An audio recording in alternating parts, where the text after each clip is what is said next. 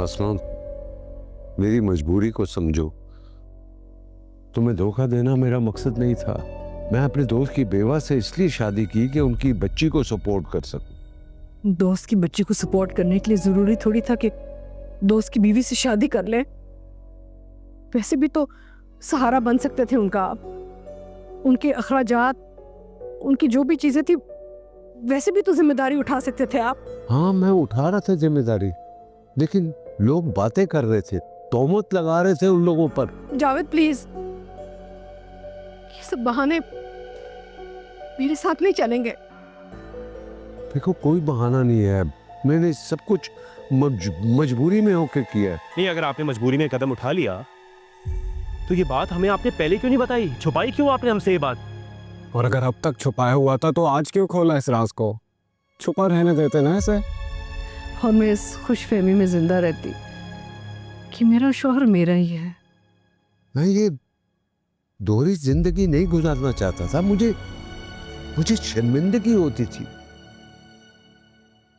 मैं जानता था कि तुम्हें दुख होगा, और मैं तुम्हें दुख नहीं देना चाहता था। बाबा, आपको अंदाजा है कि अगर ये बात बाहर निकली तो हमारी कितनी बेइज्जती होगी? आपको अंदाजा है तरह तरह की बातें करेंगे लोग। आपका ये राज खुलने के बाद हमारी जिंदगियों में जो हिजान बर्पा हो गया सो हो गया। जब लोगों को पता चलेगा तो तमाशा बन जाएगा हमारा।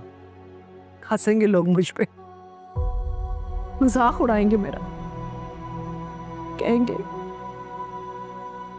कितनी बेवकूफ औरत है जिस शौहर की पूरी जिंदगी खिदमत करती रही। वो शौहर तो एक और जिंदगी गुजार रहा था किसी और औरत के साथ। अरे मेरी पूरी जिंदगी खिदमत ना खाक में मिल गई है। बाबा, आपने एक बार भी हमारे बारे में नहीं सोचा? क्या वजाहत देंगे हम लोगों को आपके इस छुपे हुए रिश्ते की? कैसे फेस करेंगे हम लोगों को? बेटा, उन्हें इन चीजों का एहसास नहीं है। उनको तो ये भी एहसास नहीं है कि जब तुम्हारे और नवीद के ससुराल वालों को पता चलेगा तो हमें कितनी शर्मिंदगी होगी। जवान जवान बच्चे हैं हमारे। आप क्या सोच रहे थे? हम लोगों को कैसे शक्ल दिखाएंगे? बस बाबा, आप प्लीज उन्हें यहाँ से वापस भेज दें। असद, ऐसा नहीं हो सकता। मैं उनको यहाँ पर इसलिए नहीं लाया कि उनको दोबारा वापस भेजूं। अब वो यहीं रहेंगे मेरे साथ। ये मेरा आखिरी फैसला है। ठीक है बाबा, आपने जो करना था वो कर लिया। अब से आपका कोई फैसला माना नहीं जाएगा। नवीद बेटा,